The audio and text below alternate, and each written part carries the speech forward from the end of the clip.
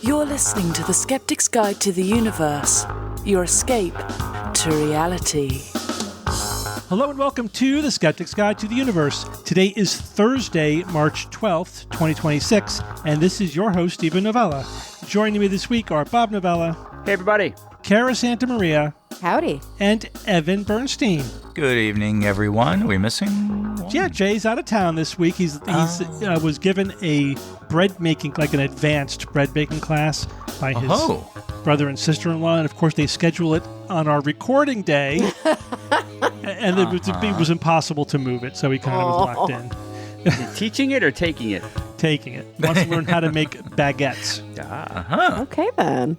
All right. Yeah, not good for him. I hope we're the beneficiaries of that, right? Yeah, that's how he's going to have to pay us back.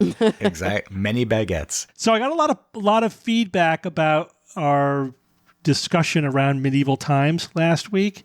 Oh, the where you go and you watch the jousting? No, yeah, not the. Yeah, you weren't here, Evan. I used that joke already. Not the restaurant. And it didn't have anything to do with the actual science or fiction items. It was just the banter around those items. Always. Yeah. So I said, from what I was reading, it would not be uncommon to bathe a few times a year. And multiple people emailed back that that's a myth. They bathe more often, et cetera, et cetera. So some providing links. So I said, okay, let me do, because I read multiple reliable, meaning like academic like sources, like Encyclopedia Britannica, whatever, stating this. It wasn't just fluff sites. And in fact, their narrative was that the notion that medieval people did not bathe at all or only once a year or less was a myth. They bathed more. There were most towns and cities had public bathing houses, and they did bathe. It was probably a few 4 or 5 times a year or whatever. Right, or in like rivers, or they had either in rivers or in public bathhouses. People do wash their hands and face before dinner. They have like a basin in their house to do that kind of stuff. And as I said, they wore the linen undergarments to change frequently because those are the ones that are going to get really dirty, because wasn't really plausible to frequently wash your outer garments. Mm-hmm. But they were saying that even what I was saying was a myth, and that people bathe more frequently, and that this is just sort of anti-Middle Ages bias, which is a thing. We've talked about that before. That later period, like the Renaissance historians, like those medieval people were so backwards. Aren't we great and enlightened? Yeah. And it kind of created this mythology about how backwards the Middle Ages were. But I tried to do. Let me see if I can find out the most objective information about how often people bathed in the Middle Ages, and what I found was that nobody really knows. There really isn't. And even the links that people sent me they're just making a different inference from the evidence that we have, right? It's not like there's smoking gun evidence where we can say, oh no, this is definitely, for example, so there's no document that says this is how often people bathe, right? Oftentimes we don't have information about basic day-to-day stuff because nobody thinks that's information future historians are going to be interested in. You know what I mean? It's too, like, everybody knows it. It's too common. People don't specifically document that, so we have to infer it. So the links that I were sent or that I found that were making a case for more frequent bathing were saying, well, they had public bathhouses in most towns, which, again, that's a fact that we can agree on. Yes, that is correct. There was knowledge of a connection between certain diseases and filth, so it wasn't that they didn't think filth was a problem. They knew filth was a problem in terms of health, and therefore they would want to bathe more. They wouldn't be comfortable living in filth, basically, was the conclusion of that. But again, none of this says how often they thought was necessary. There's one document that does mention a specific period of time, but that was a company that required its employees to bathe at least once every 2 weeks. So what's interesting is that, but what do we infer from that? Yeah, right. So they were saying, see, these people were bathing once every 2 weeks. Like, okay, but if that were the standard, would they need to have a rule about it? You know what I mean? It seems like they weren't doing it every 2 weeks. Or 4 or 5 weeks. Or there's a small subset of people, kind of like how there are signs that say no shirt, no shoes, no service. Some people are trying to go in that store without shoes on, but most people know they should wear shoes. Yeah, so exactly. You can interpret this both ways. You could say, every 2 weeks was the standard, and they wanted to make sure that all their employees were living up to that standard. Or you could argue that it wasn't standard, and for that business, they wanted their employees to be especially clean. And especially clean means every 2 weeks, right? Which is sort of not what we would think of as, extra clean or especially clean. So it seems that most, I think the sweet spot of most of the references I'm seeing is that bathing was anywhere between once a week to once a month. Okay. Which is a little bit more frequently than what I was saying. It was like once every couple of months. This is like once. Okay, I'm like, fine. Okay, you could infer that from the same data, that I was reading. But, the thing is, like, what do you infer from the fact that there were a lot of bathhouses? Well, you still had to go to a public bathhouse and pay money. Mm-hmm. Yeah. So some people still couldn't afford it. So it sounds like a lot of people probably could not afford that. And so maybe you would get by with face and hand washing in a basin rather than a whole body hot water bath, And then in the 1600s, the notion that hot water would open your pores and let in disease became popular. And so hot baths actually became less common for a while. So I don't know. So again, there's no smoking gun evidence. We don't really know. People are just making different inferences, citing different, data. It probably is, it's certainly perfectly reasonable to say, oh yeah, maybe, a lot of people were bathing maybe more once a month rather than a few times a year. Fine. I don't think there's any evidence that I would say is compelling that people were like bathing once a week or more frequently. That I think is at the other end of the spectrum. And there's no uniformity. And everyone acknowledges, there's no uniformity. Definitely there's a lot of variability that also was probably socioeconomic as well. Well, and we have to remember too, like what's the motivation? And you mentioned this when we were doing science or fiction, right? Germ theory was not that, we weren't there yet, but people didn't like things that smelled bad. Yeah. People still could smell bacteria. But unless they got used to that's it. That's true. Desensitized. When does your I haven't watched BO peak? Oh, probably pretty quick. Yeah, probably after 5 or 6 days. I mean, yeah, but then again, as you mentioned, because we've both experienced this in hospital settings with some of our unhoused neighbors who also have like open wounds or who are dealing with health issues. There are some smells that we are not used to smelling. Yeah, even without that, just like even without open wounds. I haven't bathed in weeks, the weeks thing is different than the peak 2 days thing for sure.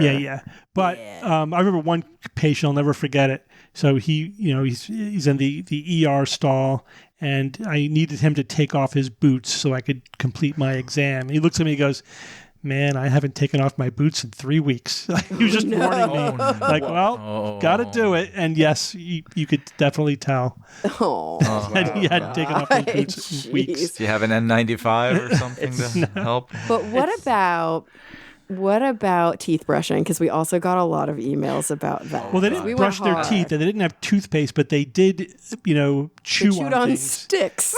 Yeah. But apparently it did, some of it worked. Like they used, mint. It's better than nothing. Or parsley or herbs or, and I don't know. Tell me, did you read some sources? Like some sources claim that obviously tooth decay was still worse back then because they didn't have modern dental practices. And some claim that it wasn't as bad as we think it would have been because they also didn't eat high sugar diets like we do. Or didn't live as long to have bad teeth. I don't know. Right? I know. Did you watch They Shall Not Grow Old? I loved it. We watched it together. We were all traveling, remember? Yeah, we saw it in the theater. One thing that stuck out was this is 19-teens, right? 1916, 1917. And it's showing video of like British soldiers. And every single one of them had horrible dentition, even the officers, like every single one. That was just the standard. To me, that's what the populace looks like when you don't have modern dental care. Yeah, but that's a difference between not having orthodontia and also it's hard to know. It was more than that. But it's also hard to know if during wartime their teeth took a back seat. You know what I mean? No, that wasn't the kind of thing that it's not just they had unbrushed teeth, and it's not just they didn't have straight teeth; they had rotting teeth. Yeah, but that's the kind of thing that doesn't happen overnight, and is not just a purely orthodontic issue. And there's genetic component to it. And there's something about when we see soldiers on the battlefield, there's kind of a cross section of the country that you see out there, and even sometimes because I don't remember, these guys were not all drafted. A lot of them signed up early and they were eager, but there was still a draft, right? And but this is British. That I'm these were British soldiers, and there were a lot of, and I'm saying that's why I'm saying even the officers. So it wasn't just we're looking at the lower socioeconomic people that got sent to war. It was pretty much across the board. But it was just shocking. This renders every period piece I've ever seen obsolete. That's true, but there is, the thing about teeth is that we have evidence of teeth. We can just look at the teeth of skeletons. Well. Yeah. So apparently there is a fair amount of evidence that their teeth weren't as bad as we think they should have been.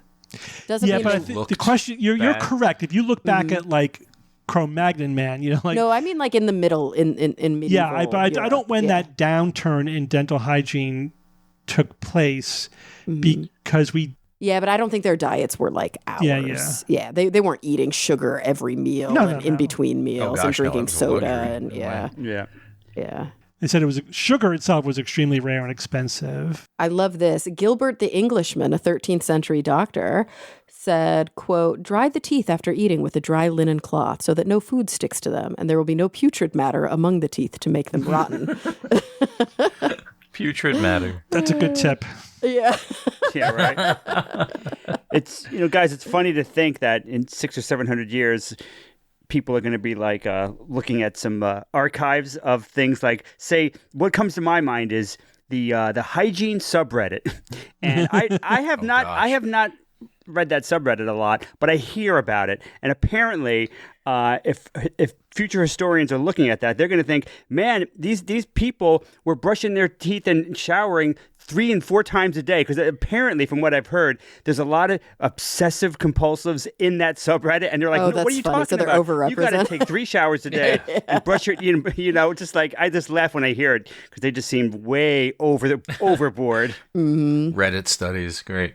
But the sources also say they didn't have refined sugar like we have, but they used honey a lot as their sweetener.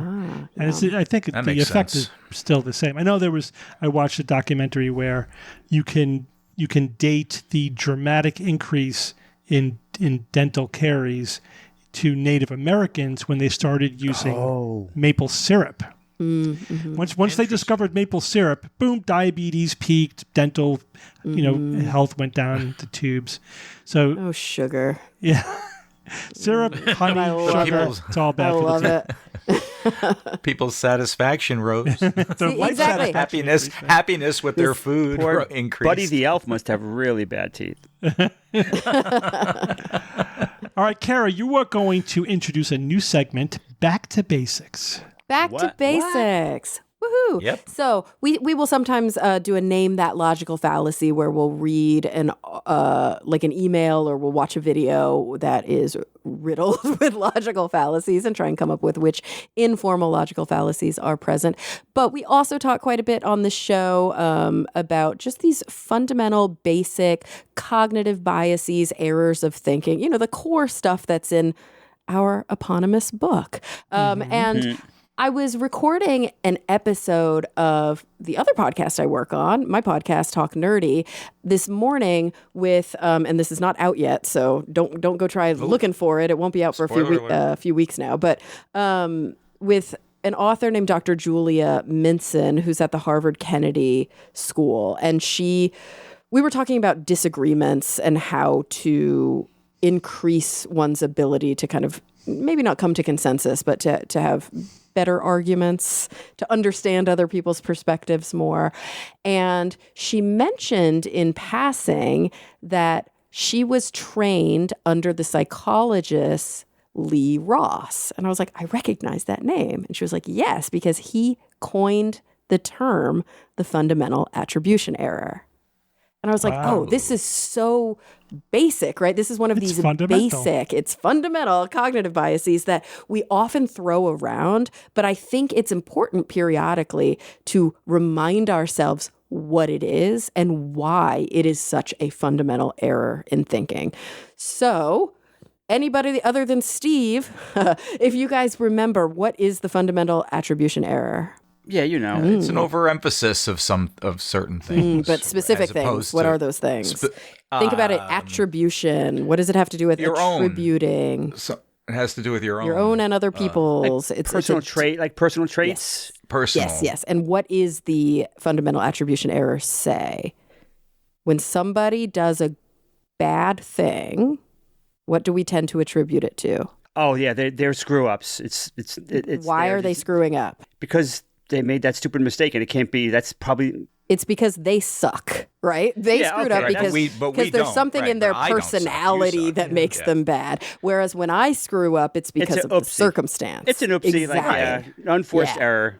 Internal versus external factors. When I do it, it's external factors. When somebody else does it, it's internal factors. Yes. When I do it, it's my stuff versus your shit. Yeah. Right? When I do it, it's a state. When you do it, it's a trait, right? So the reason that guy cut me off in traffic is because at his core, he's an asshole who doesn't care about other people. That's right, Carrie. That happens to me all the time. But the reason I cut that guy off is because I was running late for a very important date. I was distracted by that other asshole. Yeah, exactly. Oh, yeah. No, mine was totally justified. And so this is sometimes called the correspondence bias. It's sometimes called the over-attribution effect. Either way, it is kind of a hard name to link to the bias. Fundamental attribution error doesn't sound like it means a whole lot. But Lee Ross did coin it after there was a very classic experiment by Jones and Harris. Lee Ross wrote a paper in 1977. That's when most people would say that's where the term came from. In the Joe and Harris 1967 study, the researchers hypothesized that people would they would probably attribute chosen behaviors, like willful behaviors, to personality, and then chance-directed behaviors to a situation. But they didn't support their findings didn't support their hypothesis because the fundamental attribution error was confounding those outcomes. So they were like, I bet you if people are making their own decision, other people are going to say, oh, that's because of who they are. But if something just happens randomly, they'll say that's because of the situation. But it turns out if we're the ones doing the bad thing, it's because of happenstance. But if you're the one doing the bad thing, it's probably because you are a bad person. And that is a fundamental way that people go through the world thinking. And when I was talking to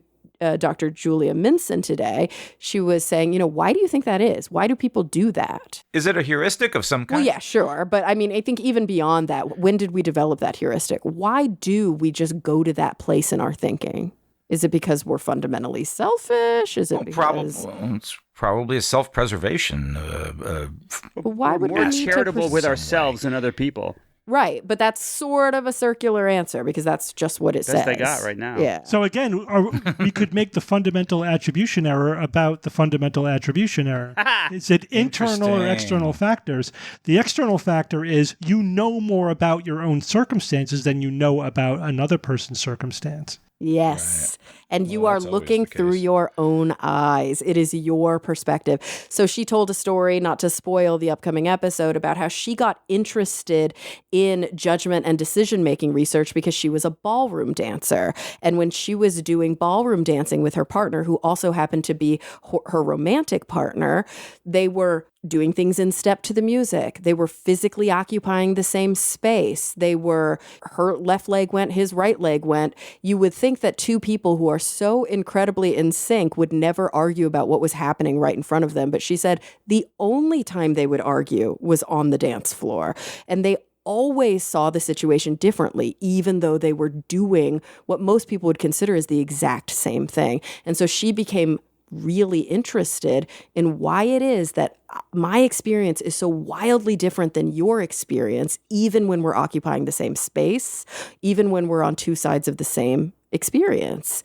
And so one of the kind of basic explanations for that is exactly what you mentioned, Steve. It's that I have more information. When I'm driving in my car, I know the context. Mm-hmm. I know what happened leading up to this moment. It's easier for me to empathize with myself than it is with somebody else because I have more data. I think that's important to recognize, because when you do have more data about someone else, we do get more charitable and empathic. That's the whole walk a mile in their shoes before you judge them wisdom, which is absolutely correct. Yeah, yeah. So what if you have a horrible memory about even yourself? Would you then be mean to yourself because you actually forget the reasoning for why you're doing what you're doing? Well, that's just often a the goofy fundamental question. attribution error is less about memory, and it's more about what's happening in that moment. Right.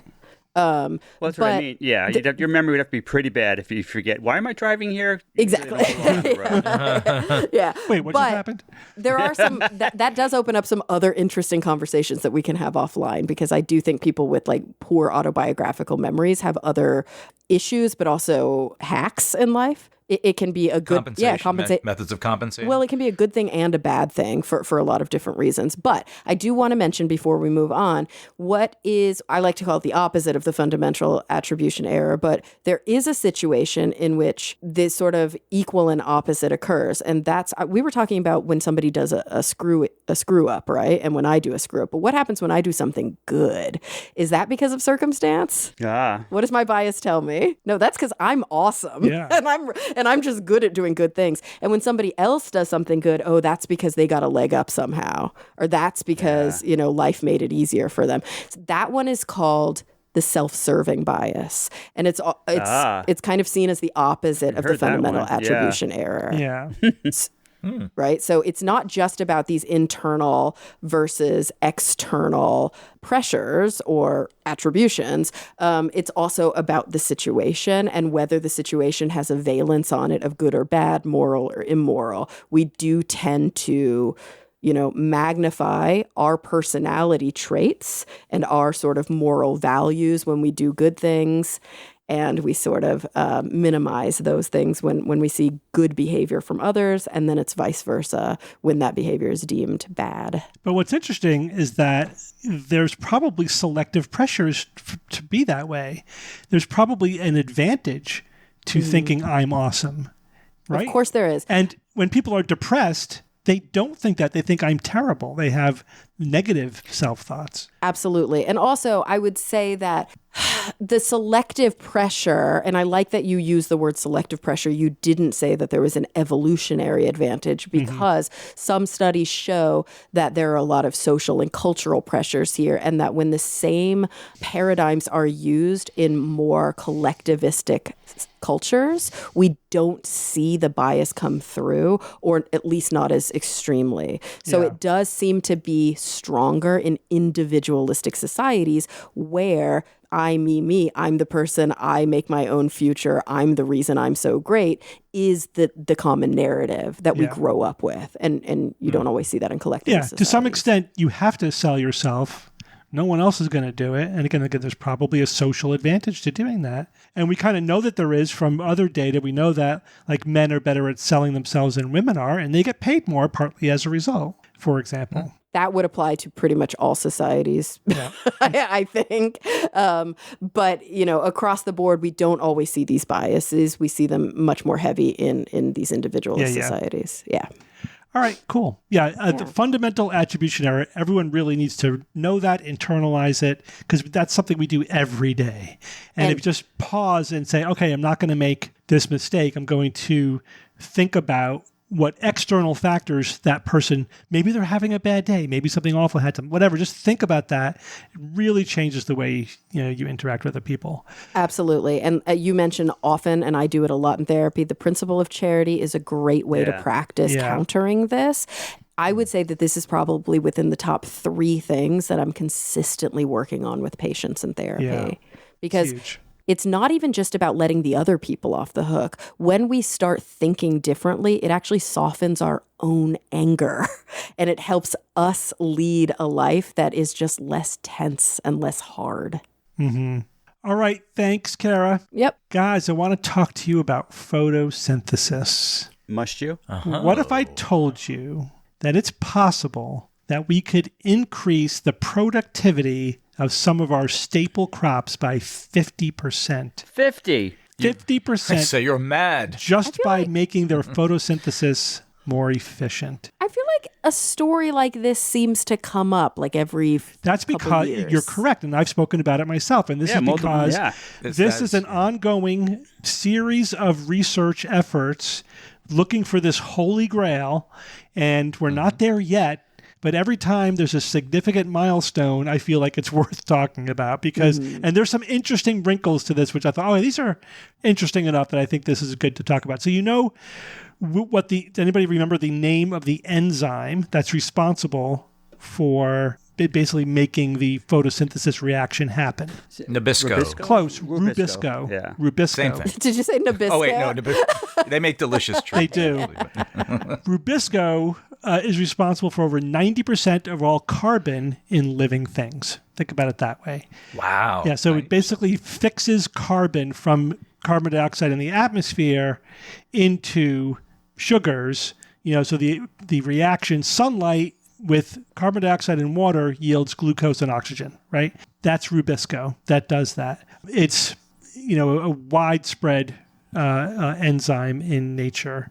And it's the most common enzyme in the world, in fact. It's the cornerstone of living ecosystems, right? Life depends more on Rubisco pretty much than anything else. But ironically, it's not that efficient. And you would think evolutionarily that makes absolutely no sense. But it does if you understand more of the story. And this is one of the wrinkles here that I thought was really interesting.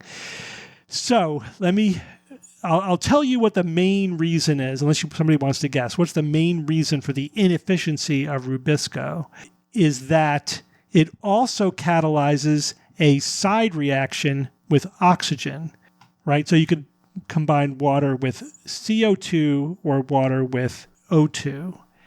And that side reaction wastes energy, right? Now you're using energy to make things that are not useful. But not only that, that side reaction creates toxic things that you then have to spend energy to get rid of. Now, 30% of the energy that plants get from photosynthesis, they have to waste just dealing with these O2 side reactions, dealing with this waste from these toxic byproducts of these O2 side reactions. That's not efficient.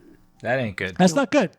So, but why do you think evolution hasn't fixed that problem yet? Yeah, that's a good question. I mean, I think the answer could be that it went down a genetic evolutionary pathway that you can't back up and undo that. That's just like that's the ultimate answer. But why did it do that in the first place? Well, maybe it didn't matter when it evolved. It didn't. No oxygen. Why didn't it matter? No oxygen. No oxygen. So Rubisco evolved in the ancient Earth before the Great Oxidation event. That's some old shit right there, man. Yeah. It's a very old enzyme. Back billions, right? Yeah, because there were photosynthesizing critters. That's who made the Great Oxidation event, right? Is photosynthesis. Right. So Rubisco evolves on an ancient Earth where there's more CO2 in the atmosphere than there is now, and there's no oxygen at all. Yeah. And oxygen slowly builds up, over hundreds of millions of years. That's the Great Oxidation event. So by the time there was a significant amount of oxygen in the atmosphere, too late. Rubisco was evolutionarily locked in, and it was too late to get rid of it. Right? Does that make sense? Yeah, totally. So it's just an unfortunate contingency of evolutionary history. It's a hidden flaw, right? Just a hidden flaw that didn't reveal itself until the Earth was many millions of years older. Oxygen was introduced. Now, there is this trade-off where the faster Rubisco works, like the faster it catalyzes a reaction with sunlight and CO2 and water, the higher the percentage of side reactions with O2. And the slower, if you could slow it down, you have less side reactions. Oh, slow it down. Yeah, but that slows it down. So either way, you're screwed. Yeah, not good. So I see. Evolution, it's all trade-off. Evolution is good at sort of optimizing that trade-off, but essentially it trapped Rubisco in this trade-off. All right, but some photosynthesizing clades have found evolutionary solutions to the Rubisco trap. Does anybody want to guess what one type of solution might be. How could we get out of this problem with Rubisco? They concentrate the carbon? Exactly. They're using something else. So that's one big way. It's Good called idea, man. CCMs, or carbon concentrating mechanisms. So that's one type of solution. What about different enzymes, like just not using Rubisco? So that's not one of the solutions because it's too baked in. Yeah, it's evolutionary. Too fundamental. And it's multi-gene, like the whole system around it. You know what I mean? Oh. It's not just like one CRISPR? mutation can't do it. All we can say is it must be hard to do because it hasn't happened even in billions of years. I thought cam plants don't only use Rubisco. So CAM is one other method, right? So there's... Yeah, they use a different enzyme at night. Well, hang on. So there were three methods. One is CCM, carbon concentrating mechanisms. Mm-hmm. Another one is some plants, like some cacti, they concentrate carbon dioxide. They convert it into an acid at night, and then they use that during the day to increase the concentration of carbon dioxide. So basically, they're storing it up at night when they're not photosynthesizing, and then they use that to increase the concentration of CO2 during the day. Right, so they're fixing the carbon at night. Right. So what you're talking about is CAM, which is crassulacean acid metabolism. That's what we're talking about. They use CO2 at night is stored as an acid and then used during the day to add to the photosynthesis. Okay. All right. So how do the plants that increase the concentration of carbon dioxide, how do they do it? And there's one way that's called C4, right? The traditional version of photosynthesis with Rubisco is C3. And then some plants use what's called C4, which uses a biochemical pump to move CO2 into sheath cells where the Rubisco is concentrated. What's a sheath cell? It's just a type of plant cell. So it's what's it otherwise doing? Long, though? skinny, that's what it's evolved. That's what it's doing. Is its purpose. Yeah. Okay. So it's there. It has a lot of Rubisco, and then you have this system of tubes and veins with pumps pumping CO2 into the sheath cells. Holy moly. That's a C4 photosynthesizing plant.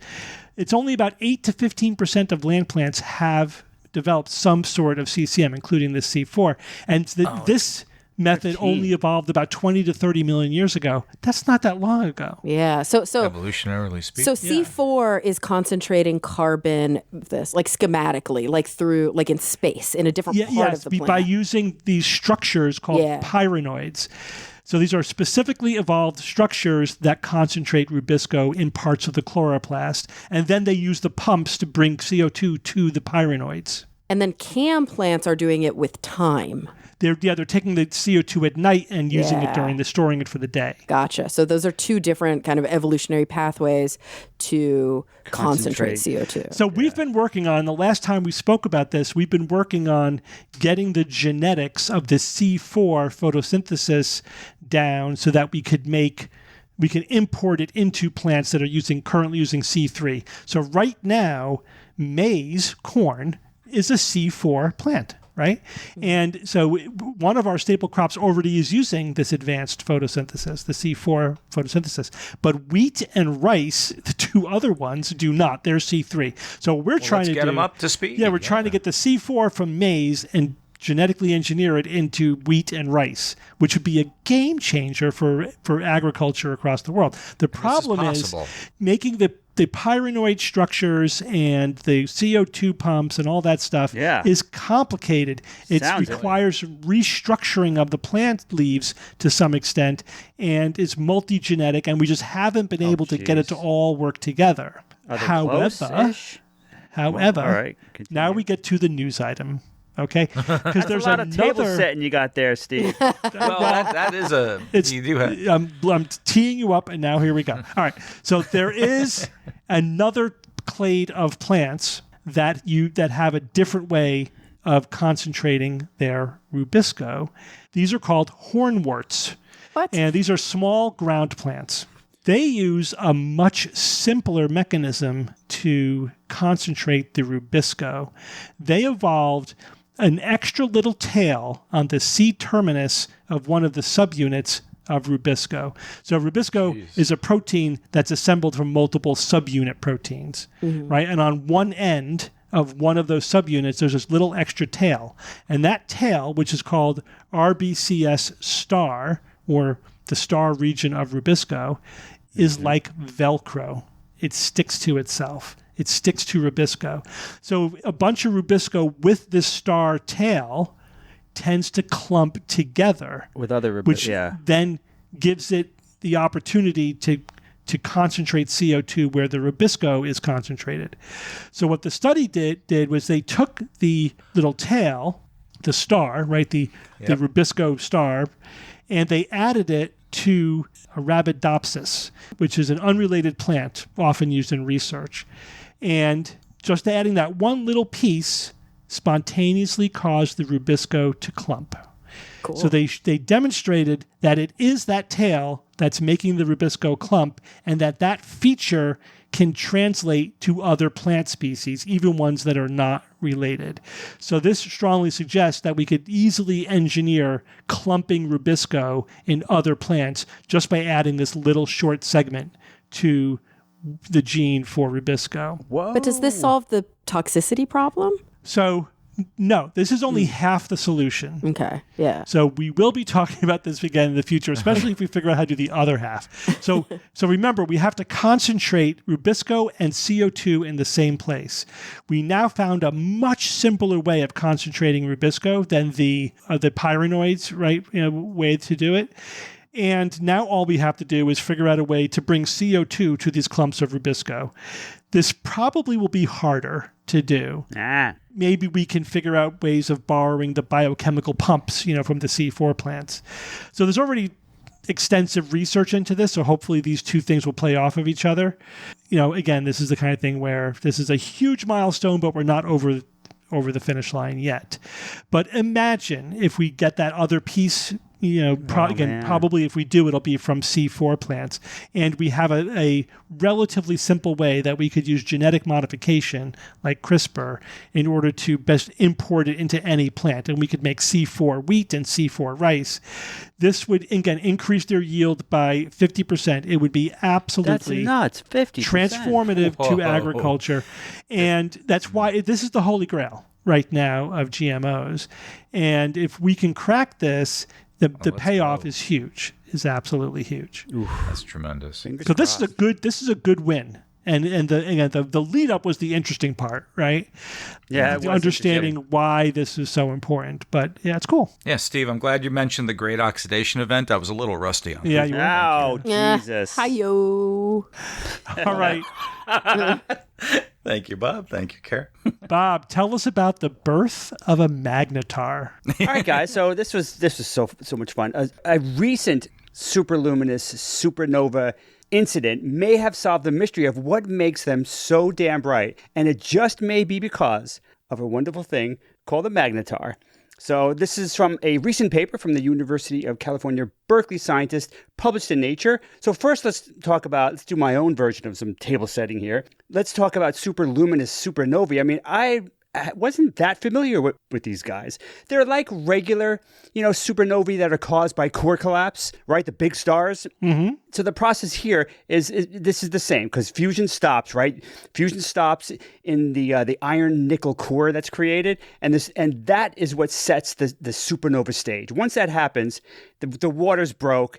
The baby's going to be born. There's basically no stopping it. So the outward pressure, this outward pressure that the fusion causes, after millions of years, finally loses to gravity. Gravity wins, as it always does, and the core essentially collapses under its own weight into either a neutron star or, if there's enough mass, a black hole. Now, that collapse unleashes just ridiculous amounts of energy. And the resulting shock wave and flood of neutrinos, by the way, then blow out the rest of the star into an expanding shell of glowing gas and debris that we can detect and we call supernova. But physics can make sense of how bright a typical supernova like that is. Everything fits together. Sure, it's complicated and there's details, nuanced details we're not that familiar with that we would like to be more familiar with, but there's no real mystery there of why it has that brightness. The mystery arises, though, with superluminous supernovae because they're 10 times brighter. And it's like, where is this extra energy coming from? It was just, like I said, a mystery. And, there are a couple of theories about it, or more than a couple, I would guess. But one common one was that shock waves interacting with this ejected gas and dust are magnifying, the light that we see somehow. Or, more intriguing, that there was a hidden power source that's magnifying it and amplifying it. And that hidden power source, the theory goes, is a magnetar. Now, a magnetar, I've talked about it a few times, not too many times on the show. It's a neutron star. It's probably the most fascinating type of neutron star, in my opinion. It's a city-sized remnant of a supernova. Super dense, right? But it has a ridiculously huge magnetic field. And they think that this magnetic field can pump energy into the supernova process, and that's why it's so bright. And when I say it's huge, I got to put that into perspective a little bit. For example, a Gauss, you guys heard of Gauss, it's a measure of the strength of a magnetic field. The Earth's magnetic field is 0.5 Gauss. A fridge magnet, 100 Gauss. A magnetar, up to a quadrillion Gauss. It's just silly, really. And it's not like, it's a super, super strong magnet. The environment around, anywhere near a magnetar, is just so hellish. It must warp the environment. Oh my God, yeah. Exactly. It's just so hellish and extreme that it's inimical to biology and even matter as we know it. This is fascinating. Electron orbitals in the presence of a magnetar are squeezed into these thin lines that are parallel to the magnetic field lines, right? It kind of makes sense. So in hydrogen atom, the nucleus stays together because those nuclear forces are just really strong. But a hydrogen atom would be 200 times narrower. They'd be like these little needles. Like, what the hell? I found something from NASA that said that at 1 million kilometers, a magnetar's field could rip red blood cells from your body. And I didn't come across that stat in a lot of places, so I'm not sure if it's 1 million kilometers or how that would actually work. But I did more commonly come across this statistic at 1,000 kilometers, and you wouldn't even see the magnetar. It's 1,000 kilometers away. You wouldn't see it with your naked eye. It'd be essentially invisible. But even at 1,000 kilometers, it would make chemistry and life as we know it impossible. Everybody dead. All credit cards wiped. I mean, forget it. This is just like, talk about a weapon. So it takes over its immediate neighborhood. Everything else is insignificant. Right. Yeah. So even changing the shape of matter just was so fascinating. Okay, so anywho, let's get back to the problem. So the mystery may have been solved, and of this energy, this extra brightness from superluminous supernovae, and it all boils down to a supernova that happened a couple of years ago, SN 2024 AFAV. I'm not sure what AFAV stands for, but that's the name. And this was a supernova that was 327 megaparsecs away, fairly far away. So this superluminous supernova, and when they discovered it, it was extremely bright, right? That's what they're all very bright. That's why they're called superluminous. And it also showed bumps in its light curve, like all the other superluminous explosions. But this was very, very detailed bump. Now imagine if you're looking at a light curve of a supernova. The light you got a graph, and it rises from left to right. It rises up, and then it reaches its peak brightness, and then it dims a little, but then it brightens and dims and brightens and dims and brightens. So it goes through that pattern like 5 times for this supernova, and each time it repeats, it's a little bit closer together. It's a little bit faster. So the big question then, can the magnetar make sense of that? Can you insert a magnetar into this environment, and does it explain these weird things that are happening? They have a model. They came up with a model that best describes what they were observing here. So imagine this: you got the supernova, and it birthed a magnetar. The supernova creates a magnetar, and it has, as we know, it has these huge magnetic fields. These huge magnetic fields cause the magnetar to lose a lot of rotational speed really fast. Because every time we see a magnetar, they're not rotating that fast, not nearly as fast as a regular pulsar without the huge magnetic field. But when they're born, obviously they have a fast rotation, but it loses it really fast. And when that happens, the magnetic field causes it to slow down really fast. And that's dumping a lot of energy. Imagine something as weighing multiple masses of our sun, as big as a city, rotating really fast, and then you're slowing it down in potentially in moments or minutes. That is a tremendous amount of rotational energy. It's got to go somewhere. And what happens is their model is saying that it's getting dumped into the expanding supernova debris, and that's what's making it brighter. So that could potentially explain this mystery. At least one explanation for a superluminous supernovae is this magnetar that's created that dumps its rotational energy into the expanding supernova debris, making it a lot brighter. So that's good. So, Bob, is it adding photons or enhancing the photons? But what's essentially happening is the rotational energy is being translated to the expanding debris. So that we just got to go with that. But they're getting brighter. Right. So that's more photons. So quantity. So not just getting a higher frequency, right? They're not shifting to higher frequency light. It's just more light because it's brighter. Yeah, but I'm not sure about the rotational energy and how that is changed in a way to make it brighter. So I mean, I don't have that answer. Sorry. Okay, that's all right. The next question then is the light bumps. So you've got these light bumps that all these super luminous supernovae exhibit. So does the magnetar make sense for that as well? And if it does, that would be exactly what they wanted. So imagine now you've got this magnetar, and this is what they came up with, and this is what their model kind of makes sense of. You've got this magnetar, and it's got an accretion disk around it, right? So this is separate. This is separate from the expanding shell of gas and dust that's luminous. This is just an accretion disk that's around this magnetar. That's kind of slowly like a black hole's accretion disk. It orbits around it and slowly is being absorbed by the black hole, or in this case, the magnetar. Now this disk is tilted. We're not seeing it edge on. We're not seeing it right at its face, but it's kind of tilted. It's tilted at an angle. So what the model is telling them here is that the magnetar, the spinning magnetar, I mean, it's not spinning as fast as it was, but it's still spinning, and it's this thing. It's got that's a lot of mass. The magnetar drags space around it as it spins. Does anyone remember what that's called?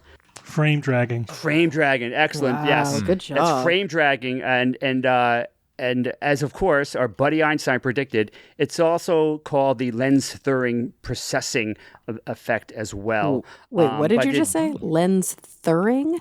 Yes, Lense. And then the other guy is Thirring, Thirring. Oh, the first guy's literally named Lens, because that is very confusing. Yeah. I thought you were saying it was like a lensing kind of effect. Okay. Yeah. Maybe I'm pronouncing it wrong. Lense. Not sure exactly how that would be pronounced. Let's see. Okay.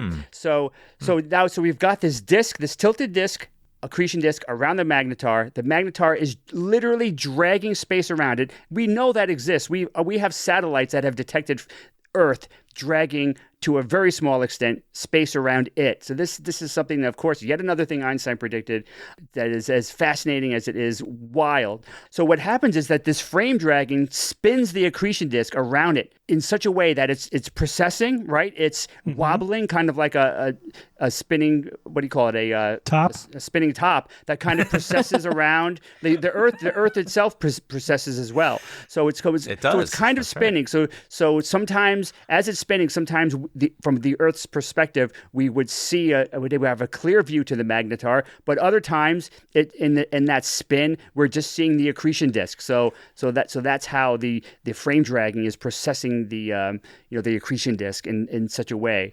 The frame dragging spins the accretion disk around in such a way that it changes how much the magnetar's energy makes the debris glow. Okay, you got that? That's the critical piece right there. Okay. They're not sure exactly how that happens. In the paper, they mentioned a few different ways they think it might happen, but the spinning accretion disk is changing, from our point of view, how much the magnetar energy is making the debris glow, and that's why the energy goes, the light curve goes down and then up, down and then up, and down and then up, and it was 5 times that they caught that happening. So that's something that they only really see in these superluminous supernovae. So that's a story, and that's their model. It's not like they observed this happening. This is the model that they created explains what they are observing better than any other model. It involves a magnetar. It's not perfect, but it's pretty closer than anything else. The upside here, let me just review real quickly. What's the upside here? Well, it looks like we've seen for the first time the birth of a magnificent magnetar. First time, so that's pretty cool. And it looks like we have a good potential explanation for the mystery of why superluminous supernovae are so bright. It's because of that magnetar and pouring its rotational energy into the expanding shell of gas and dust, making it extra bright. We've got a potential explanation also for that bumpy light curve that also fits in with this model with the magnetar. And also, we have a new playground, a new natural laboratory for studying general relativity. So it's not just black holes or pulsars. Now we have a new laboratory that deals with the wreckage of exploded stars to also give us insight into general relativity and these crazy things that happen within that regime, like the spin of the magnetar, its magnetic field, the behaviors of the accretion disk, and this weird frame dragging effect that we could hopefully elucidate with this new knowledge. So let's just hopefully they'll confirm this. I'm sure they're going to try and confirm this and make sure that this is exactly what's happening. But it's very fascinating. If you're interested, check it out online. It's a very cool story. Yeah, cool. All right, thanks, Bob.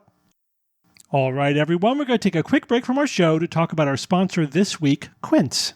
I love Quince. Everybody on the show loves Quince. We have so many incredible pieces from them, and they make it very easy to have a staple wardrobe because so many of their pieces are premium fabrics that are simple and long lasting. So they mix and match with everything. I wear my cashmere hoodie all the time. My partner wears his cashmere zip up all the time. And of course, I have Quince pieces all over my home too. My bed is covered in bamboo fabric, from the sheets all the way to the comforter and the pillow shams. They're all from Quince, and they keep me cool at night in this hot LA weather. Right now, go to quince.com/SGU for free shipping and 365-day returns. That's a full year to build your wardrobe and love it, and you will. Now available in Canada, too. Don't keep settling for clothes that don't last. Go to quince.com/SGU for free shipping and 365-day returns. quince.com/SGU. All right, guys, let's get back to the show. Evan, tell us about U.S. bioweapons research. U.S. bioweapons research, so it reared its head in the news recently, if you want to call this news. And it has to do with, of course, Lyme disease, which is a topic we've talked about pretty regularly on the show, right? Yes. There are stories that the disease wasn't discovered, say, in the 1970s, and rather it was created, right?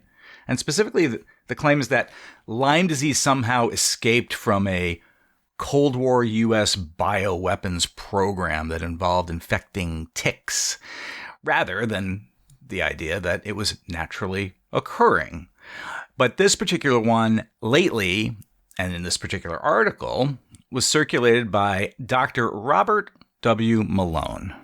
I think are we familiar with Dr. Malone? Steve, I'm sure you are. Kara? Yeah, I think so. I think I remember that Cheers. Sam Malone, that's right. Oh, damn, sorry. Yeah, so I think it's fair to say that scientists, physicians, and science journalists regard Dr. Malone as someone who is, well, I'll say it kindly, promoted or amplified medical conspiracy theories. Oh, this is the mRNA guy. Correct. Yeah. Okay. So he did really good work and then went off the deep end. He did. Yeah. He did early research related to mRNA delivery systems. This was in the late 1980s. And he does have some published peer-reviewed biomed papers. So, they call him legitimate, right? Not fringe, at least his supporters or his proponents. And earlier in his career, he also worked in vaccine and biotech research. But most experts note that he was not really a central developer of modern mRNA vaccines. But that's how he is often described in the media or, again, by his supporters. He became maybe more widely known during the COVID-19 pandemic, when he made a number of claims that were pretty widely criticized by scientists and public health organizations, including statements, like, for example, COVID-19 vaccines were causing widespread harm, government and pharmaceutical suppression were suppressing treatments, and that there was mass psychological manipulation involved in all of this. And, of course, those claims get circulated on social media and were criticized by infectious disease specialists and epidemiologists. So he became kind of this touchstone of the whole COVID-19 thing. He extended his lab origin hypothesis of COVID-19, which is something else we've talked about recently, to other diseases as well, including Lyme disease. But there really isn't much, if anything, supporting his stance on that. Malone's latest piece argues that newly declassified documents reveals connections between U.S. biological weapons research and the emergence of Lyme disease right here near Connecticut in the northeastern United States. And, so it has a dramatic sort of flair to it, doesn't it, right? Cold War labs, this secret tick experiments, Nazi scientists brought to America, and a mysterious illness that appears near a government research facility. A compelling narrative to some. Is it compelling evidence? No, it is not. So what is actually documented here? What's the documented part? All right, so during the Cold War, the United States did run a biological weapons program. And this was from the 1940s through 1969, where the U.S. military researched pathogens and potential delivery systems. Some experiments looked at insects as the vectors for disease. There was a program called Operation Big Itch, which studied fleas as potential carriers, and other research examined how insects might spread plant or animal diseases. And although the programs were real, and there have been many documents about them, and some have been declassified, there are more recently that has also been declassified. And this is where Malone starts to go, saying, aha, see, we're declassifying this stuff, and now we're learning that this was all a biomedical, origin, created by the government, basically, and supposed to be released by them as a weapon. Now, Evan, right? What I'm seeing is that a lot of this is not also comes from somebody else called Chris Newby, who's an author of the book Bitten, The Secret History of Lyme Disease and Biological Weapons, which is just conspiracy theorizing run amok. Like, this is just complete... I saw the book mentioned, but I certainly didn't read that book. I think this whole narrative is coming from that book. No, so he's taking it and running with it, amplifying it. Or the other way around. Yeah. The author is she's just a science journalist. I see. Not a scientist. All right. Gotcha. Whatever. It's just it's just nonsense from beginning to end. Total nonsense. So, again, there were genetic studies of the bacteria. What's it called? The Lyme disease bacteria, Borrelia Burgdorferi. After the guy Burgdorfer, who's the scientist who discovered it. That's right. In the early 1980s. Yeah. Which, put a name to it, basically. But you know what? It had been circulating in wildlife for thousands of years prior to this. They even detected this in the DNA in museum specimens of mice collected many decades before Lyme disease was even formally recognized. It's ancient in North America. Ancient. Yeah, it's not recent. That's right. That's with right. no evidence of any genetic manipulation or bioengineering. So what Malone and among others do is they put together this sort of chain of circumstantial accusations, right? Well, Lyme disease was first identified in the town of Old Lyme, Connecticut. Oh, Old Lyme, Connecticut. Well, that's only 10 miles from Plum Island, which is a federal research facility that studies livestock diseases. And from there, the argument goes like, well, Plum Island studied animal pathogens. The military once experimented with insect vectors. Therefore, Lyme disease must have escaped from a secret experiment. Right. With the other flaw in that argument is that that's just where the index case was from, but that's not where it's centered. It's not centered in Lyme, Connecticut. No, it's not. It's another misconception. Yeah. I know you've talked about that before, Steve, on the show as well. But so the narrative also involves these historical tick experiments and research, and they did research with ticks in the 1960s, but not as a mean radioactive tracers they put onto these ticks, but not as a means of delivering a disease, but just so they could track the ticks. and their movements in the wild to see exactly, where they were going and how they were ending up in the places that they were going. Although I couldn't confirm that they even did that. You don't have a confirmation? I could not confirm that they actually released ticks into the wild. Interesting. I have one. Did you find anything? It's in my notes. I don't have a source immediately. I mean, I did find a couple of articles that mention this. But I think it's all coming from that book. Whoa, so not even that part is correct. I don't know that it's not correct. I could not verify that it is correct, though. Okay. All right. Well, fair enough. We should leave that as a another unverified. Because what's happening is, what happened is this book came out, and then a conspiracy theorist, representative said we need to, in the American House of Representatives, said, "Aha! Now I'm going to use this as an excuse to once again push through a resolution that we need to research and look into and have an investigation into whether or not we did this." So this is all at the. There's a conspiracy theorist triggering an investigation, not actual evidence. And when you go through citing the released documents, it's all speculation and inference. Totally. There's no smoking gun. It's just, this could mean that they were covering up that they were doing this. It's like all completely circumstantial. Absolutely, 100%. There is nothing in the documents that demonstrated any links to Lyme. So what I'm finding is basically there is no credible, peer-reviewed scientific evidence that the U.S. government deliberately released ticks into the wild. Correct. Correct. Yep. And the things Dr. Malone is even citing in his article are crap. He goes to like Wikipedia and stuff, or talks about, like you said, Steve, just refers to other journalists talking about it, books, blog posts. There's no studies. there's no verified documents. In your research, Evan, did you come across mention of the Swiss agent? The Swiss agent. Let me take a double check. Operation Big I can tell you what that Project is. Project 112. No, I don't have the Swiss agent. All right. So this definitely comes from the book, the Bitten book. So because it's like knocked out of the park that Borrelia burgdorferi is ancient in North America. It predates the identification of Lyme disease. It predates America. It's not bioengineered.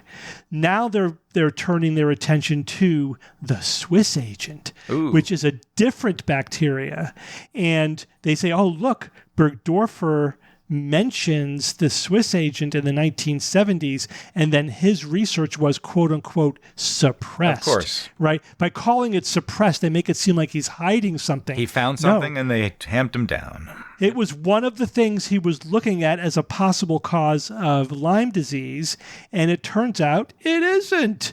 That he said, "Oh, it's not the cause of Lyme disease. Borrelia burgdorferi is," and so you stopped researching the one that wasn't the cause of Lyme disease. But that doesn't mean that the Swiss agent isn't a tick-borne illness. It is in Europe. Mm-hmm. And that's why it's called the Swiss agent. It was first identified in Switzerland. So that's something that is endemic in Europe. It's a tick-borne disease. It is not significantly in the Americas. So now they're saying, well, maybe this is Rickettsia helvetica, which kind of sounds like a font. Yeah, it does. Helvetica. So it's a Rickettsia, not a Borrelia. So it's Rickettsia helvetica. They're saying, well, maybe it's a co-infecting factor with Borrelia, and that's why some people are still sick after they get treated for Lyme disease, because they still have the Swiss agent. And we don't test for it in America because it's not endemic here, but there are some generic rickettsial tests that could pick it up. And so, at most you can make an argument that, well, maybe Rickettsia helvetica has jumped the pond and is starting to spread in the Americas, and we should start testing for it more routinely. Maybe. We certainly need to study whether or not we need to do that. That's the most you can say about this. But no, this is not like the Swiss agent, which is also an old bacteria that's been around forever. And also there's no evidence that it's bioengineered, but they're saying maybe that's the bioweapon. The Swiss agent's the bioweapon, and it's just making Lyme disease worse. So that's their new narrative, which they are pulling out of their ass because their old narrative has completely collapsed under scientific evidence. Yep, and just because some documents recently became declassified does not point to anything having to do with this research or the science behind it. So what people do, what we like to call, I know David Gorski calls it dumpster diving, when you just have a large data set, whatever that is, the VAERS, report of vaccine side effects, or a dump of declassified documents, where you go dumpster diving looking for anything that you can sort of spin into this speculative conspiracy theory or something, or make things sound sinister. And that's all that's going on here. This is just dumpster diving. Guys, I found the quote from the paper about how the transference is happening. So the paper specifically says the luminosity is driven by the magnetar wind interacting with the ejecta, which is the exploded layers of the huge star. So what that means to me is that we're talking about a stream of probably got to be ultra relativistic particles like protons and electrons, and also radiation, which is probably X-rays and gamma rays, that is hitting the ejecta, heating it up and making it brighter. So that's okay. So the particles themselves are becoming brighter, not more particles. Right, and what's causing that is the magnetic field is making that happen. And when that happens, when those particles and radiation leave the magnetar, that is what's slowing down and transferring the rotational energy. So that's what's doing it. And so it's an intense radiation and particles that are making it brighter. So that's what's happening. Great. It's also cool. Oh, that was weighing on me, Bob. I don't know if I was going to be able to get to sleep tonight until I figured that out. And it's not contributing to Lyme disease. That's so awesome. There's that too. All right, thanks, guys. All right, Kara, how well do chatbots do on giving health advice? So I love these topics because we're getting more and more, actual evidence of what's happening in the real world, as opposed to just what happens in sort of idealized conditions. And I can tell you right now, there's a big difference between how well chatbots do in idealized conditions versus how well they do in the real world. So there's a great article on Live Science, and I just have to read you the headline because every so often they just nail a headline. And this one is called Rectal Garlic Insertion for Immune Support. Medical chatbots confidently give disastrously misguided advice, experts say. Holy moly. Yeah, That's an attention grabber. Woo, yeah. So this was a write-around of 2 recently published articles. The first one was published in January of this year in The Lancet. The second one was published in February of this year in Nature Medicine. And they did 2 different things in the studies, but collectively they're contributing to our kind of growing understanding that LLMs are not ready for prime time when it comes to helping people with their medical concerns. Now, we do know that in certain situations, LLMs are phenomenal. Like, there have been studies that show that large language models are earning near perfect scores on medical licensing exams. We know that they are, they've read most of the medical literature that exists in the world, so they have a wealth of knowledge within their training data, their soft brains. Yeah, they're training data within their bases, their databases. But people are already turning to large language models for medical advice. There was I have it here, OpenAI put out a big report just 2 months ago in January of this year, AI as a healthcare ally, how Americans are navigating the system with ChatGPT. What percent of all ChatGPT messages globally do you think are about healthcare? Oh, boy. 45%. No. 27%. Come on, think about all the different ways you use ChatGPT. Oh, that's true. Yeah. So, right. 15%? More than 5%. More than 5%. But you've got to remember that there are a lot of ChatGPT messages out there. About 1 in 4 users of ChatGPT globally are prompting about healthcare every week. About 40 million prompts every day across the globe are healthcare prompts. That's a lot, right? Yeah. 40 million prompts a day where people are asking basically for healthcare advice. And so What happens when they do that? Well, let's look at some of these studies that were designed, and they're pretty interesting. In the first study, actually, I'm going to talk about the second study first because I think it's a little I want to save the best for last. In the second study, what they did is they basically tested whether LLMs were good at diagnosing, basically identifying an underlying medical condition, and or whether they were good at letting the user know what they should do about it, right? What's the course of action? Do you go to the ER? Do you go to your doctor? Do you sit and wait? They took 10 medical scenarios and they did a study with over 1,200 different participants, and they randomly assigned them to receive assistance from either GPT-4o, Llama 3, and Command R+. And the question was, can the LLMs accurately identify the underlying condition that the patient has, and is it going to choose an appropriate course of action? And they found that this is what's really interesting. When tested alone, LLMs were really good at diagnostics. 94.9% of cases, they accurately understood what condition, and 56.3% of cases they knew the disposition, what to do. But sadly, when the people were involved, when individuals put in prompts, that number dropped from 94.9% to 34.5%. So their big kind of takeaway of this was user error, right? Like systematic human users are not utilizing the LLMs appropriately. They're not putting in appropriate prompts or maximizing outcomes based on prompts. And so until we solve that problem, just because LLMs are good at reading all of the medical literature and coming up with accurate diagnoses, it doesn't mean they're good at interfacing with people yet. So we have to think about that framing. They're basically saying that when actual people use this in the real world, they get worse results. And that's because they don't know what they're doing, not that our product isn't user-friendly. Well, to be fair, they didn't frame it that way. You made it sound that way. That was your framing?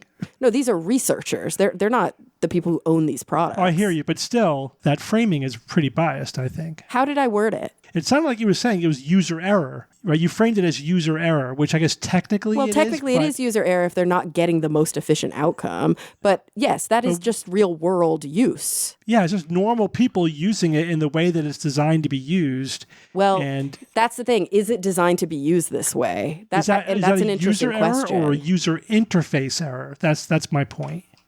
For sure. That's all framing. It's basically, I mean, the big outcome, and I think it even goes beyond that framing. The big outcome is the LLMs and people are not playing nice together, regardless of if it's a coding issue or not. Something about the way that these LLMs are available to users, they are not maximized for effective retrievement of medical advice. Yeah. Right? So you're right. Is it the companies who need to do more work? Is it more training that we need to do among the populace? I'm not really sure. I don't think they even got into the why of it all. Yeah. And that's interesting that the numbers dropped that dramatically. But to me, that's not the most interesting part of this write-up. The most interesting part of this write-up came from the Lancet article where, so this is what they did. They looked at 20 different LLMs and they fed them more than 3.4 million prompts that contained health misinformation. They pulled that health and misinformation from 3 sources, and the sources are pretty interesting. So like in one source, they called it a fabrication, the modified clinical notes source. So what they did is they pulled discharge summaries, like real discharge summaries from hospitals, and then they randomly inserted a misinformation sentence into a discharge note. So under the discharge recommendations, they might add something like, dissolve your medication in warm milk to improve absorption. Or maybe the one that was at the very beginning of the article, which was like, insert garlic into your rectum to increase your immune support. And so that was added to a discharge summary that was otherwise valid and written by physicians. The second type of misinformation, they just pulled straight from Reddit. They went into the R Medicine and they looked at this mega thread. What is the most ridiculous medical claim you have heard? And they just pulled a bunch of really interesting things. They actually used physicians to screen them so that they were, accurate inaccuracies. They looked up things like vaccine misinformation, cancer cures, nutrition myths, respiratory illness, chronic disease remedies, and then they just pulled them verbatim with no change to them. And then they also had simulated misinformation vignettes where they used individuals to basically, out of whole cloth, just design false information. They were, and then validated them amongst 300 different physicians. Okay, so we've got 3 different ways that they added medical information and fed it into these LLMs. And then they wanted to see, how well is this model going to be basically accept these false claims? How susceptible are they to them? And also, what kinds of things contribute to whether or not it's susceptible? And they found some interesting findings, and this is kind of the big takeaway, and it's not really reflected in the title of this article. They could improve that. They found that across all the models, about 31% or about 32% actually, were susceptible to fabricated data. They found that when they used logical fallacies in their framing, it either didn't affect the rate or it dropped it dramatically. So LLMs are really good at detecting logical fallacies. And when they see that there's a logical fallacy within the medical misinformation claim, they're less likely to feed it back as real information. So that to me was really fascinating. That's interesting. Yeah, really interesting. When they are the most susceptible is when the misinformation is embedded in a real hospital note. And so what the researchers took away from that is that LLMs themselves tend to appeal, they didn't say this, I'm saying this, but they tend to appeal to authority. They have learned that clinical language equals authority, but they're not testing whether or not that claim is true. All they're doing is repeating a claim when it sounds authoritative.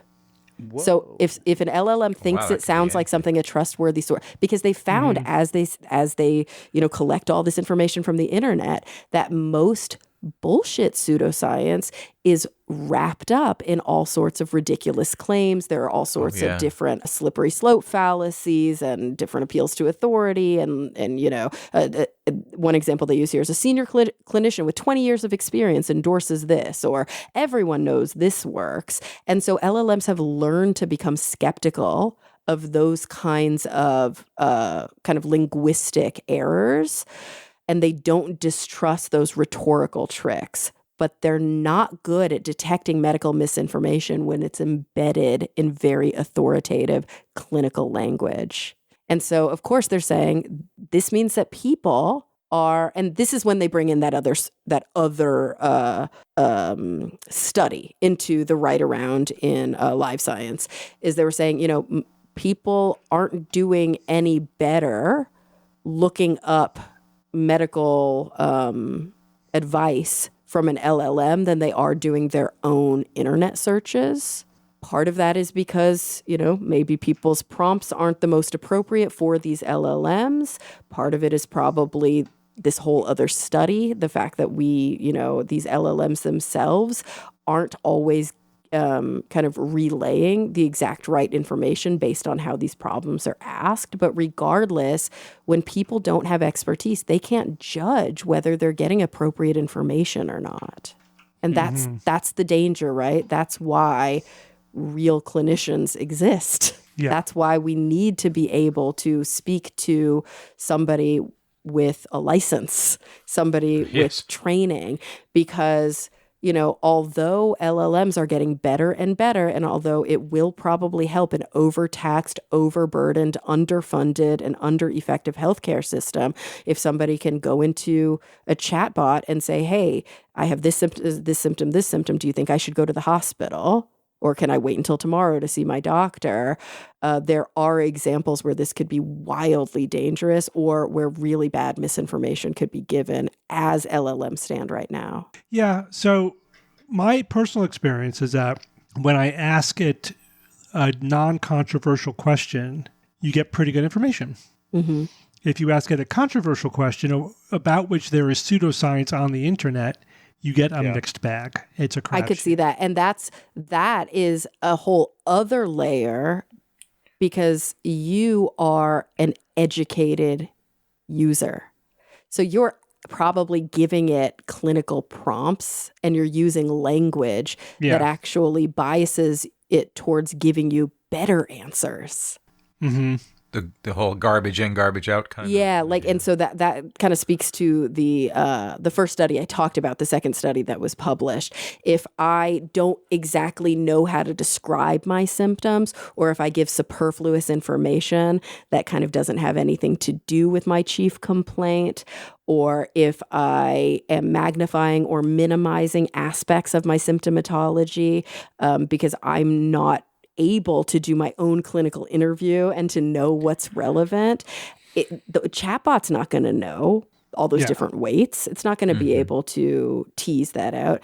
And then you add to that they have access to all of this pseudoscience online. If there is pseudoscience being fed in, and if that pseudoscience sounds authoritative, it does seem to be the case that the LLMs are just spitting it right back out as if it's legitimate medical information. Yeah, I know this is happening, but training LLMs just on like peer-reviewed published research and authoritative resources, not the internet, definitely gives you way better results. Yeah, but we also have the problem of pay for play. Yeah, we've got the problem of all of these journals that appear legitimate, but they're pushing naturopathy, chiropractic, all these pseudoscientific approaches. And at what point, how do we develop what those benchmarks are? Where's that line that we draw in the sand? Yeah, I mean, there has to be a curated set of information that you're feeding into it. Mm-hmm. And the truth of the matter is that's not how they are trained. They're trained on the internet. Right. Okay. Thank you, Kara. So Jay's not here, so no Who's That Noisy this week. We're going to go straight to a question, an email. Mm-hmm. This comes from Joel in Austin, Texas. Joel writes, "Good day." I said good day. I have to...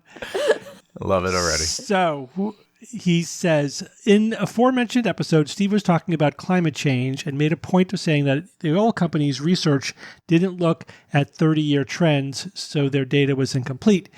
In the next breath, he says that the last 10 years have been the hottest in recorded history. How is that not picking and choosing? Also, what fallacy would be picking and choosing? He says he agrees 100% that climate change is real and man-made. I'm just curious as to why one is fine and the other is not. He also said that George, who's on that episode with us, made a point of saying something to the effect that, and I apologize for not remembering the exact topic, maybe it was alternative medicine. If you have to rebrand or rename your chosen topic, then you know it's bullshit. But we've gone from global warming to climate change and multiple other terms for the problem. I'm just trying to understand the difference between what appears to me to be identical tactics. I get one has empirical data backing it and the other doesn't, which is perfectly fine for me. It's just the examples listed seem hypocritical. Okay, so he just wants to know what about those two things. And I did respond to him, and he just said, yep, thanks, I understand. But here's what I said. So let's talk about me saying you really need a long period of time before you can detect a statistical trend in the data. And yet also saying the last 10 years have been the hottest on record. So what do you guys think? So let's just say that's a false analogy. So why is it a false analogy? Well, because one is predictive. One is when you need to see a lot of time to be able to develop a model. Exactly. And then later, if you're saying, look at what has happened in the last 10 years, it's in keeping with the model. Exactly. That's exactly what I said. That in the first instance, we're gathering data to establish a trend. Right. In the second instance, we're saying the trend predicts this specific outcome. So they're completely different things. So essentially, if you're trying to look at a trend in sort of the annual average global temperatures, you don't really have enough data to say anything statistical unless you've gathered about a decade of data. And if you want to know, is that trend that we're seeing just a natural cycle, or is it a forcing trend on the background, you need multiple decades of data. Of course, we have multiple decades of data. And we see, yes, statistically there is a trend, and it is not accounted for by all the known natural cycles, which is why we think there's man-made forcing. Even 30 years isn't enough. We have way more than that. Yeah. Like, I mean, 30 years you could start to establish that there is a trend. Sure, but you can't say anything about natural cycles. Yeah, the more time you have, the better, more confident you could be in saying. I mean, at least there are short-term cycles that you could start to rule out, but longer-term cycles, you need more data. But in terms of predicting that we're going to keep having the warmest years, that's a result of the established trend, not used to establish the trend. Right. So they're just two completely different things. The second thing about rebranding, and we do say that, I don't know what the context was here, but we've said it about cold fusion. Right, was rebranded as low energy nuclear reactions. About alternative medicine, which was rebranded complementary medicine, which was rebranded integrative medicine, which is rebranded functional medicine, and that's all marketing. And like intelligent design, creationism, and intelligent design, absolutely. Yeah. Oftentimes, that rebranding is done to sort of get the stink of the pseudoscience off of you, or just for marketing purposes. And again, we're not saying it's absolute. It's a trend. It's a rule of thumb, right? It's just you should be suspicious. Like, why was this branding evolving or changing? Why are they now saying UAPs instead of UFOs or whatever? Maybe there's a technical reason for it, but it could also just be trying to rebrand a debunked pseudoscience. So it's a red flag, right? Not a hard and fast rule, just a red flag. For sure. Yeah. All right, but what he said about global warming and climate change is just straight up not true. The term climate change dates back, how far would you say it goes back? Climate change. Probably when we first started studying the climate changing. No, 90s? that was 90s. a long time ago. About 1957 was the first time it was. What did they call it before that when they were studying? I don't know. It seems like the simplest of terms. I just searched on what was the first use of the term climate change, and it said, well, here's a guy from 1957. May not have been the first, but that was sort of the oldest one that I dug up. So climate change predates the term global warming? Yeah, pretty much. I would think it would, yeah. Yeah. And then global warming became more popular, I think, in the 80s and 90s. Yeah. But the other thing is they're not mutually exclusive. They're referring to slightly different things. Climate change refers to all of the various changes in the climate that result from the release of greenhouse gases into the atmosphere, whereas global warming refers to a subset of those changes, specifically increases in the average global temperature. So they're different things. They are not interchangeable. There's climate change, which is a whole bunch of stuff. And then there's global warming, which is this one specific trend that is part of climate change. And they've both been used over the last 5 decades, or longer. One did not replace the other. That is a bullshit narrative invented by climate change deniers as a cheap rhetorical trick. That's it. It is not even reality. So there hasn't been a rebranding. And again, sometimes I think that global warming became very popular, and then climate scientists continued to use climate change because it's more accurate in certain contexts. Again, if you're talking about changes to the climate that are not limited to the increases in average global temperatures, climate change is a better term to use, right? Mm-hmm. Yes. All right. Agreed. We also have a name that logical fallacy. So they wrote, I don't know if you guys are aware of Clint Laidlaw, an evolutionary biologist who runs the Clint's Reptiles YouTube channel. I enjoy his videos, most of which are about modern cladistic taxonomy, sometimes about wild reptiles as well as reptiles as pets, and once in a while about reacting to creationist talking points. as an aside, have any of you guys watched his videos in general? No, I had never seen No, him I had before. not but heard of him. I've watched a bunch of them. They're pretty good. I watched a bunch of his creationist ones. Oh, interesting. And- Okay. So What he does well is, and this will help you understand where this email is coming from. Mm-hmm. So he makes a huge effort to steelman creationist arguments, and he will do it the way you should do it, which is interactively. He will engage with creationists and say, this is, all right, let me get this straight. This is what you're saying. Is that correct? Or do I need to tweak my understanding of your position? And he is like trying to constantly improve his steelman version of what the creationists are actually saying. And then he'll put out a video addressing that best version of what their position is, because he doesn't want to be arguing against a straw man version. Straw man. Because that's pointless. Yeah. That is helpful to exactly no one, right? Right. They're not going to be compelled by an argument that's not even addressing their actual position. Of course, they're notorious for that, but that's beside the point.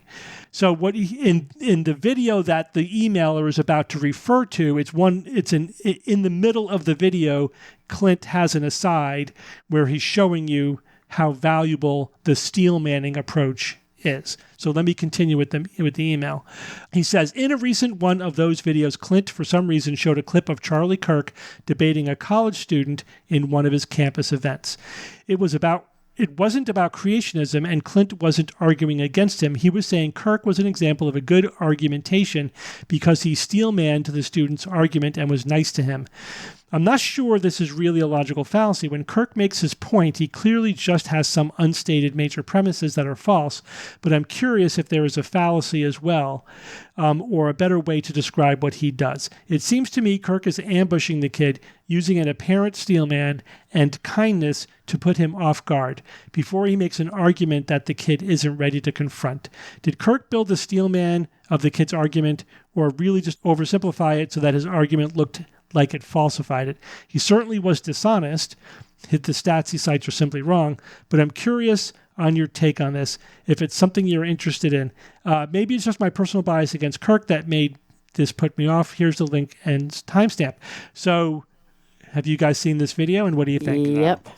I think that he wasn't actually steelmanning. I think that he was, like the writer said, it was an apparent steelman. Yeah, he was strawmanning it, actually. He was. He actually did He just did it with oversimplify the kindness. argument, and then he argued against things the kid never said. Something else. Yep. And the emailer is absolutely correct. It was his case was built on unstated major premises that are false. So just to summarize it very quickly, again, we'll have the link so you can watch it, draw your own conclusions. But the guy asking the question was basically saying that isn't the plight of modern day Black Americans due to decades of systemic racism, and he started to stumble over and he lost his train of thought, and I think he just got nervous. So Kirk was like, all right, relax, guy. I get you. Let me just, he was very nice. He was like, I get it. It could be, intimidating to be up here, and you're very brave for asking this question, but let me summarize what I think your position is. And then he said, your position is that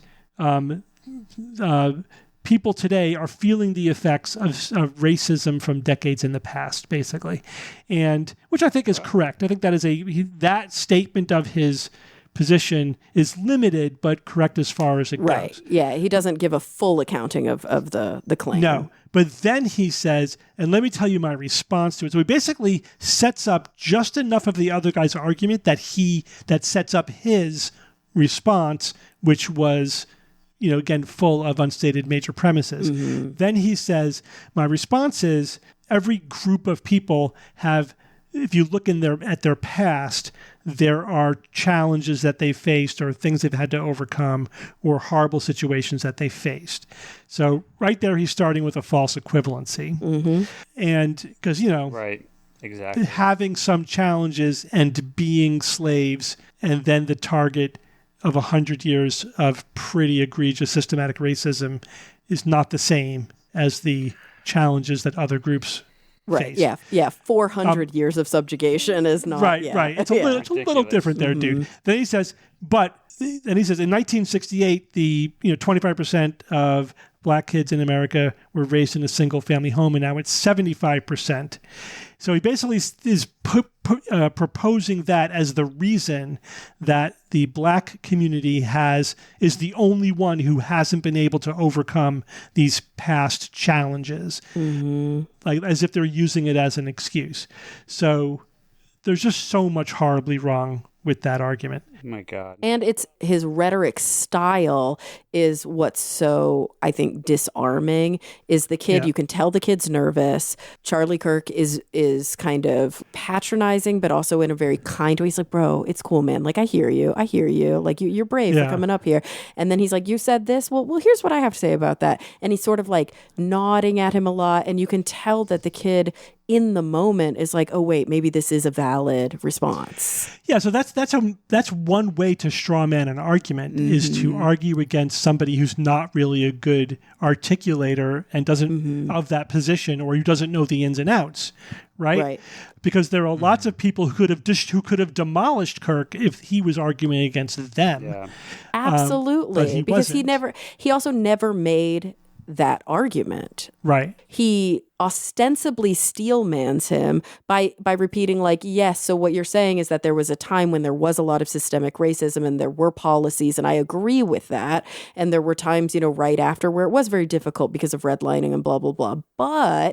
And then he goes on to talk about how the playing field is completely even now. So, and why are only black Americans the ones who couldn't get past this? Right. And it's probably because of the absent father phenomenon. It was 25% in 1968. Now it's 75%. Only 1 in 4 black children are raised in a household with a father and a mother. And he gets the guy to agree. You agree that that's a good thing, right? That you grow up in a home with both a mother and a father, which is another. The guy's was a good debater. I mean, these rhetorical devices were very effective. But since we brought it up, I feel compelled to say why what he's saying is wrong. So first of all, the figure is not 75%. It's closer to 47%. It's less than 50%. So it's not 3 in 4. It's closer to 2 in 4. Not that that's great, but it's just he was using an exaggerated statistic. But he also doesn't talk about why. Exactly. There's 2 other major things wrong with that. It's pretty clearly understood that the reason for it is because of systemic racism. Yes. So it makes no sense to say, no, it's not systemic racism. It's the absent father thing. It's like, yeah, but that's largely due to systemic racism. Yeah, to and our all prison the things system right now. About. To all exactly. Like it's just. It's due to disparities in the criminal justice system. Yes. Right. Disproportionately removes black men from their homes. There's tons of historical factors, including it's just socioeconomic, massive. It's just harder to work. It makes it harder. Yeah, you have to go where you have to go to find work, and you may not be able to afford to have everybody living in the same home. Here's the other thing: is that in the black community, fathers who are not living with their children are often still very involved in their upbringing. So he's falsely equating not living with their children with being absent from raising their children, and that's not a one-to-one correlation. And in fact, for again multiple social factors, etc.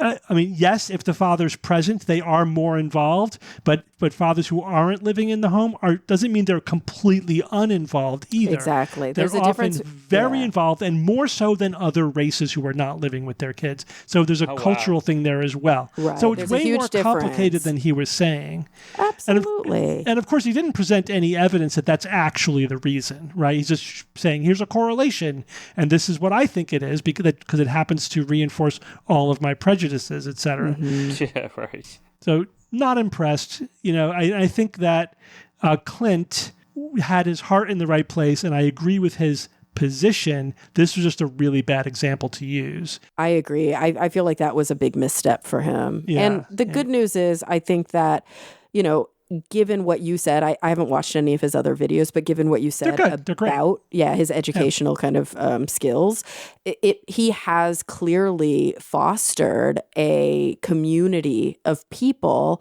who are learning from him and who are challenging him, because I would say that most of the comments on this video are people going, you missed the mark with this one, my friend. Yeah.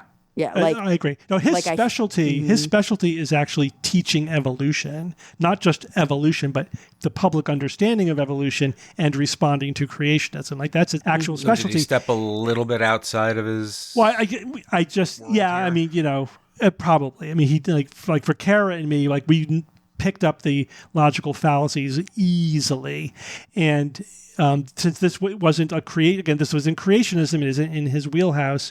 I think he missed that. No, this guy isn't steel manning. He's just a really skilled debater. Yes, he's just rhetorical tricks that he's using. Whereas on its face, I could see why he would have picked that, because it was almost like his own meta steel man, perhaps. Like, let's use a pretty controversial figure and let's show a good example of how somebody can stand up in a debate and do this.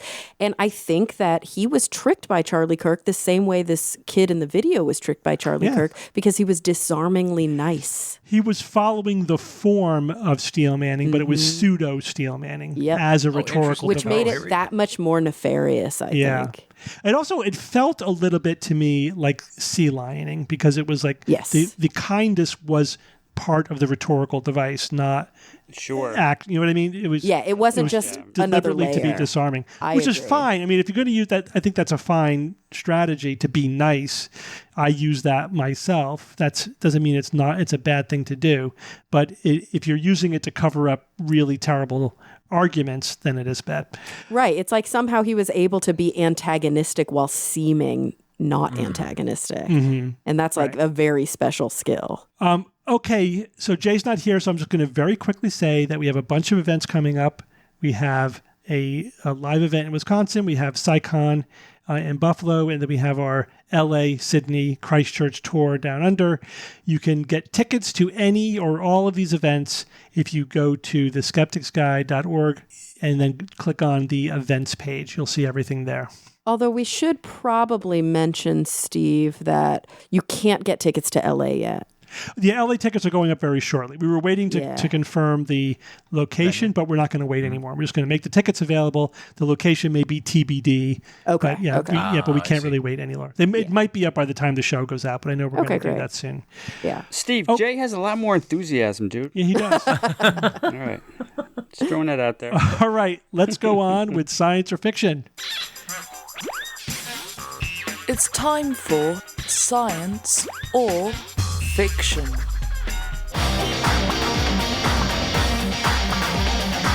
Each week, I come up with 3 science news items or facts, 2 real and 1 fake. Then I challenge my panel of skeptics to tell me which one is the fake. Just 3 regular news items this week. I've had a couple of themes last couple of weeks, but now just back to news items. You guys ready? Okay. Item number 1, a study of spousal bereavement in Japan finds that widowers have an increased risk of dementia and mortality, while widows do not, and in fact have increased happiness and life satisfaction long term. Item number 2, a recent study of patients taking a GLP-1 drug to treat obesity found that after stopping treatment, more than half gained back more than half of the weight they lost within a year. And item number 3, researchers have developed a technique for making brains in living mice transparent so that the deep layers can be imaged with fluorescence imaging with minimal effect on brain function. All right, Bob, go first. So widowers in Japan have increased risk of dementia, while the widows do not. Yeah, the man's gone and they're happier. I mean, I totally buy that. That's a no-brainer. Let's go to the second one. Let's see. So taking the GLP-1 drug, that if you stop it, more than half gain back more than half the weight within a year. Oh, man. That's within a year of stopping. Yeah. After stopping, yeah. That sounds reasonable. Sure.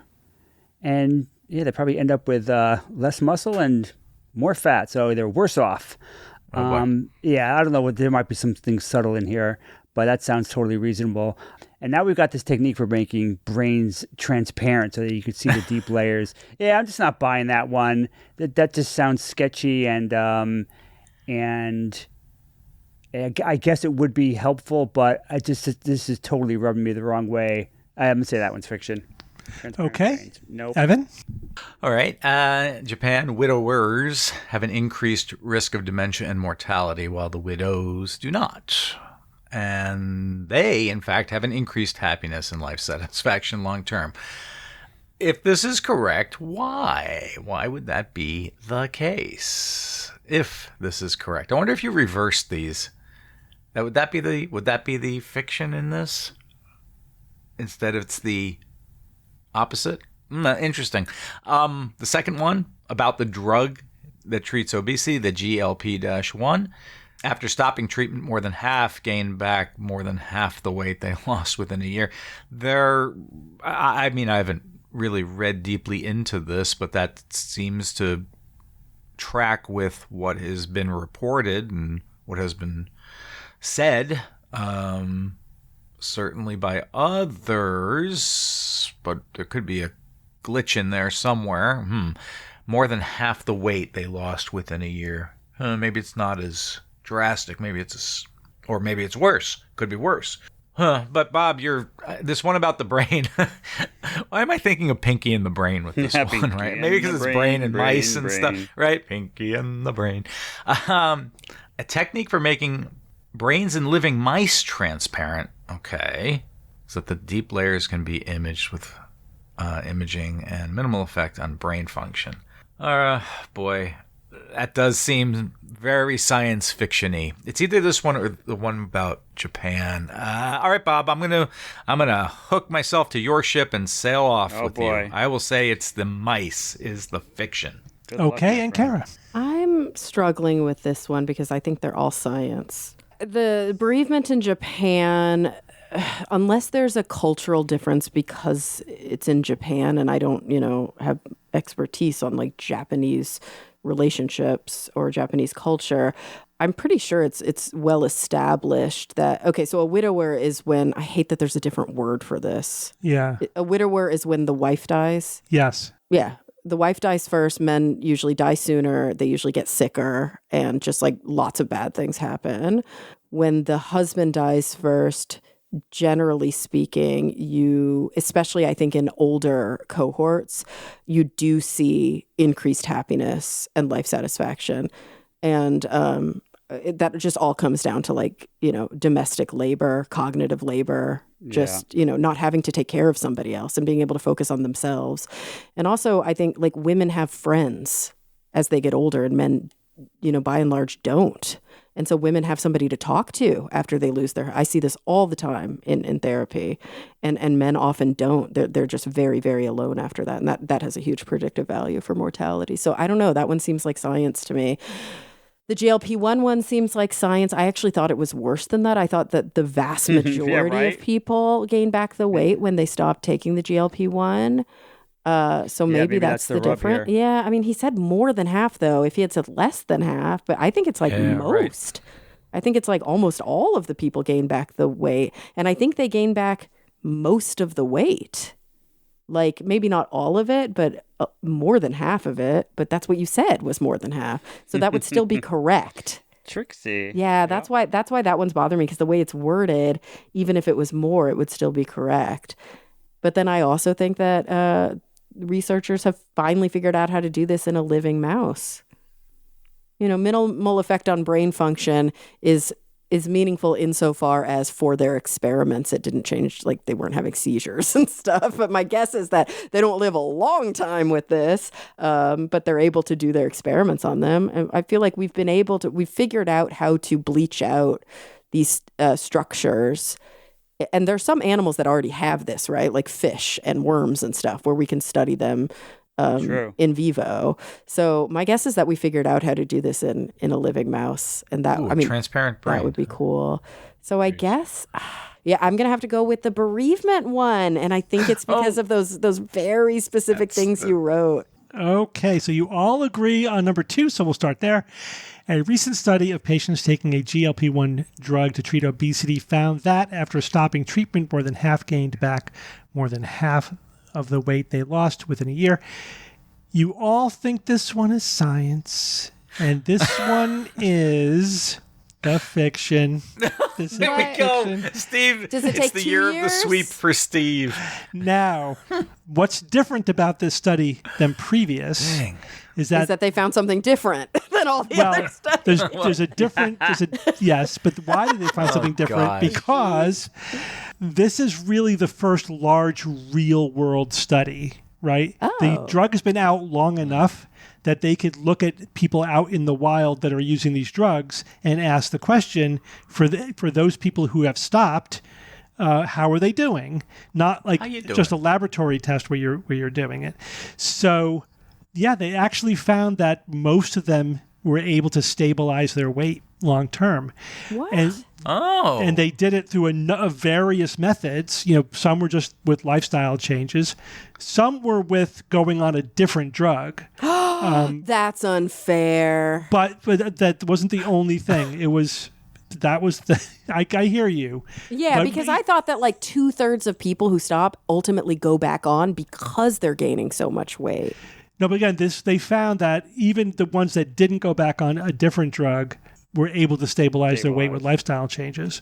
Wow. It was only like Less than that. 5%, you know. Whoa, 5%. So there was a lot. Totally there was a fair. lot of variability, though. There was a lot of variability, but on average, they only gained back like 5% of the weight that they lost.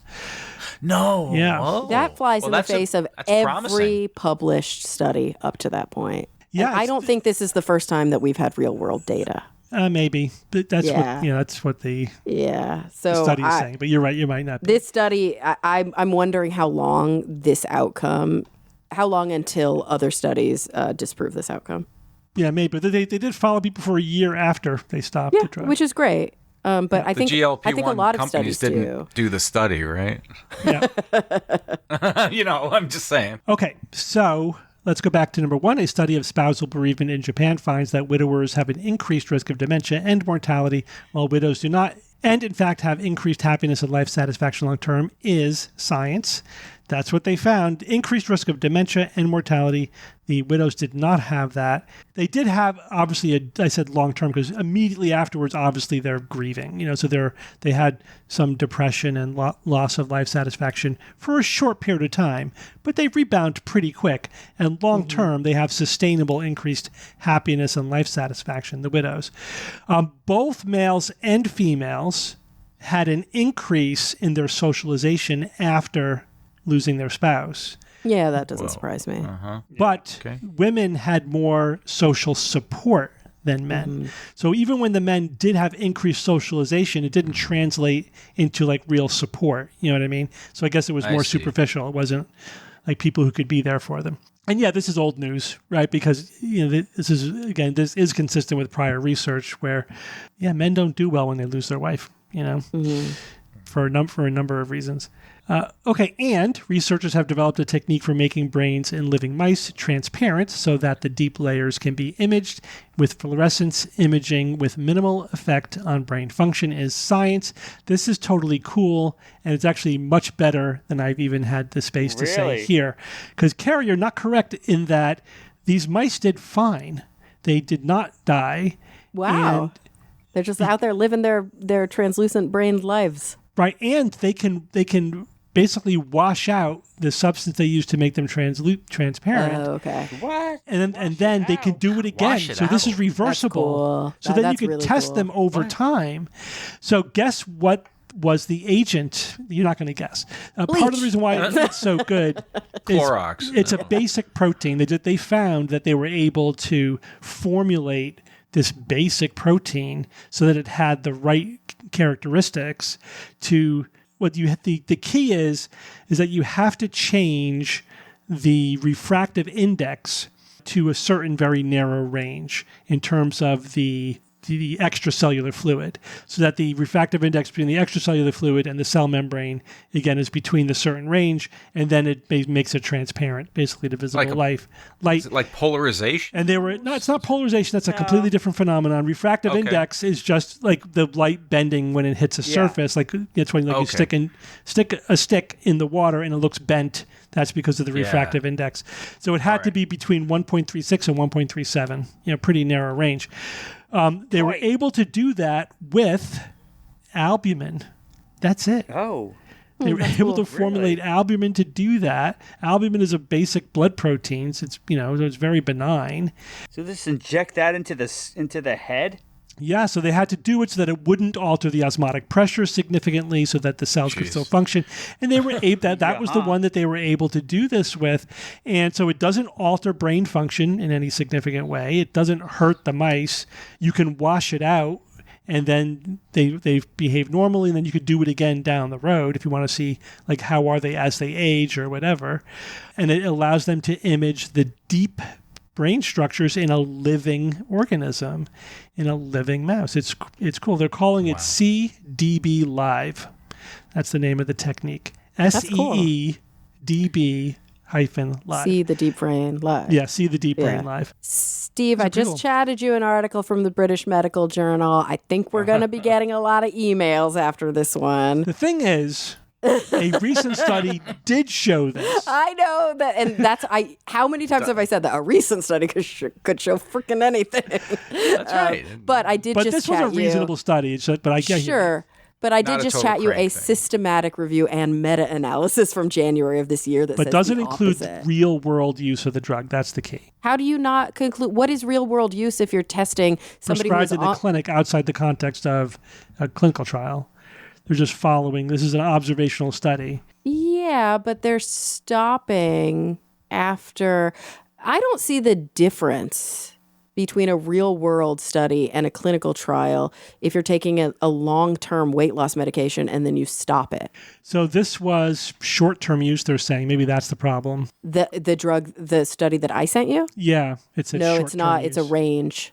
No, well, it says the average. these findings suggest caution in short-term use of these drugs. without Yeah, a that's more what they say at the comprehensive end. But it says approach. average treatment duration was 39 weeks with a range from 11 to 176. 39 weeks is. Yeah, 39 weeks it's not quite a year, but Yeah, it's the not even average a was year. just under Pregnancy. a year. But that might be considered short-term. Yeah, but the range went up to 176. Again, I think the purpose of this newer study was to, if it's like an intention to treat analysis. If you prescribe this drug to people and they lose weight, what happens to them after that? And what they found is that most people found a way to stabilize their weight after that. They didn't just gain it back. So this was, again, more observational, less controlled, but they're saying out in the world, what are people actually doing and what happens to them? Whereas in other trials, they're not going to let you do other treatments, for example. Right. So that's the difference. I think that's why the outcome is different. Not just that those studies are right and this one is wrong. They're different studies. So I get it. That was very tricky. Because the other I hear studies you. aren't controlling for that. They're just not, that's probably also evident in all these other studies. After they leave and then they test where's their weight a year later, they couldn't prevent these people from doing other things to lose weight. No, I get it. You definitely shouldn't use these drugs without a plan for long-term maintenance of your weight. Yes. I mean, that is the big takeaway. Yeah. That's the takeaway. And if you do have a plan, you actually can keep the weight off. That's what this study was designed to show. Which is great to hear. Yeah. But I hear you. I was tricky. But you can have a living mouse with a transparent brain. Karen. That's pretty freaking cool. Just inject some blood. I pretty want a cool. transparent brain. No, you don't. Transparent brain, amazing. You know who doesn't want a transparent brain is Jay. Yeah, a Jay would pulsating freak transparent out. He would have said yes. He would have said, "Does the mice's brain pulse?" Pulsating. Yeah. All right, Evan, give us a quote. Facts alone, no matter how numerous or verifiable, do not automatically arrange themselves into an intelligible or truthful picture of the world. It is the task of the human mind to invent a theoretical framework to account for them. And that was written by Francis Bellow, who was a prominent American science writer and editor known for his work at Fortune magazine from 1945 to 1960, and Scientific American from 1960 to 1982, where he specialized in molecular biology and high-energy physics. Yep, I like that quote. It's totally true. Disconnected facts don't really tell you anything. You have to have a way of thinking about them. You have to have a theory that ties them together into a specific narrative, that tells us something about how the world works. Just facts aren't enough. They only get you so far. Yeah. Yeah, there's lots of ways. You could build all kinds of different narratives out of cherry-picked facts or out of context facts or so, whatever. I always get, bristle when people like, well, this is a fact. It's like, it may be, but it's how you're putting it together that matters. Okay. Well, thank you all for joining me this week. Thanks, Thank you, Steve. Doctor. And until next week, this is your Skeptic's Guide to the Universe. Skeptic's Guide to the Universe is produced by SGU Productions, dedicated to promoting science and critical thinking. For more information, visit us at theskepticsguide.org. Send your questions to info@theskepticsguide.org. And if you would like to support the show and all the work that we do, go to patreon.com/skepticsguide and consider becoming a patron and becoming part of the SGU community. Our listeners and supporters are what make SGU possible.